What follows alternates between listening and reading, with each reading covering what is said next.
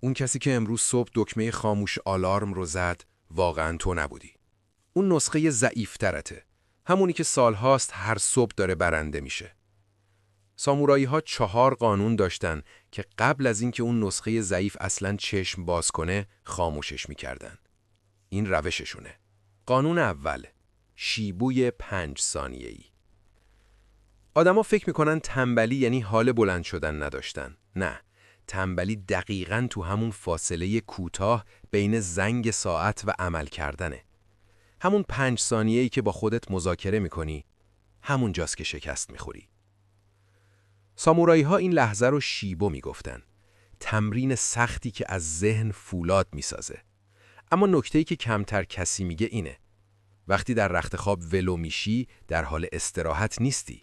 در حال تمرین کردن یک شخصیت بی‌قول و قرار هستی. مغزت داره ضعف رو تمرین میکنه. راهبای بودایی زیر آبشار یخ میشینن. نه با سرما چونه میزنن، نه تا 3 میشمارن. فقط وارد میشن. همین. پس قانون اول یعنی زنگ خورد تا 5 ثانیه پاها روی زمین. نه فکر کن، نه مذاکره. این درباره انگیزه نیست، درباره ساکت کردن اون صدای درونیه که همیشه میبازه. الان احتمالاً تو ذهنت میگی 5 دقیقه دیگه که چیزی نمیشه. این همون صداست. سامورایی ها میگفتن خود ضعیف. تو سالهاست هر صبح تو رو شکست داده. فردا صبح باهاش بحث نکن. فقط حرکت کن. قانون دوم، آیین انضباط. تو داری برای روز آماده نمیشی. تو از لحظه‌ای که بیدار میشی وسط روزی. مسواک زدن تمرینه. مرتب کردن تخت آموزش. سامورایی ها به این میگفتن بودو، یعنی کل زندگیت تبدیل بشه به یک دوجو.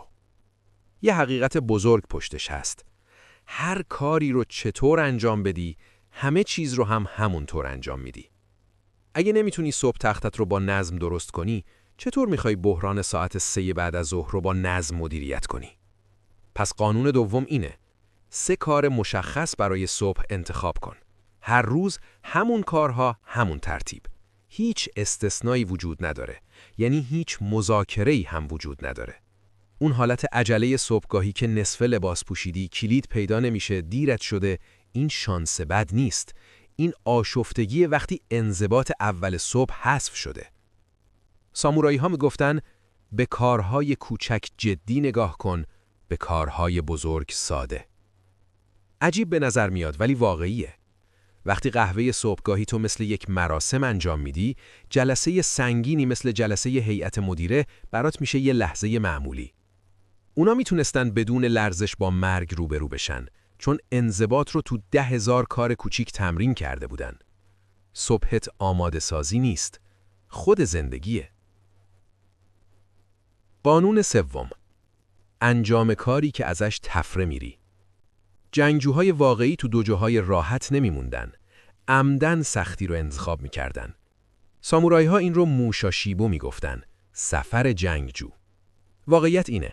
اون تمرینی که جا میندازی موضوعش سلامت نیست. دوش سرد موضوعش دما نیست.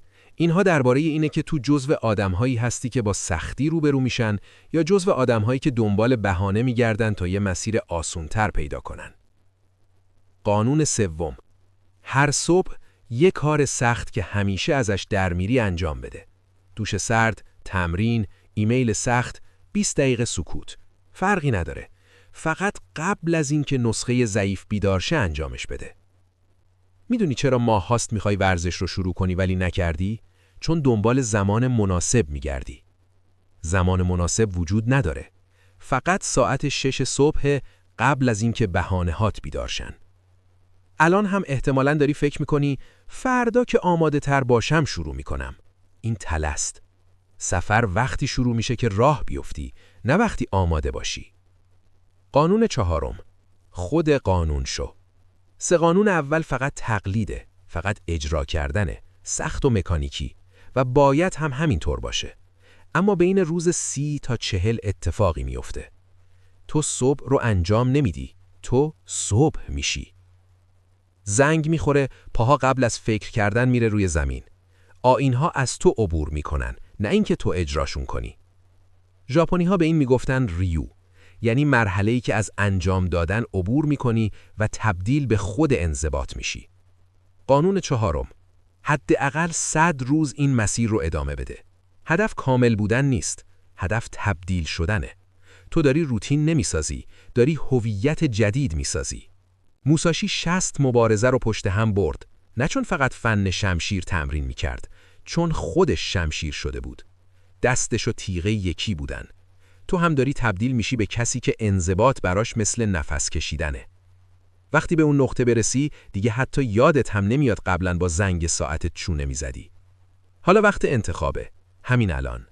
فردا صبح زنگ میخوره و تو 2 مسیر داری. مسیر اول، لغو آلارم، مذاکره، قول فردای الکی. مسیر اکثر آدم‌ها. مسیر دوم، همین لحظه رو یاد میاری. 5 ثانیه پا روی زمین. آیین رو انجام میدی.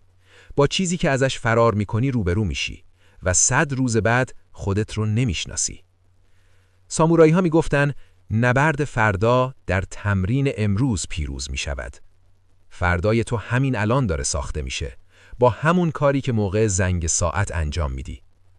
تو به انگیزه نیاز نداری، تو فقط باید شروع کنی. بقیه چیزها رو مسیر بهت یاد میده.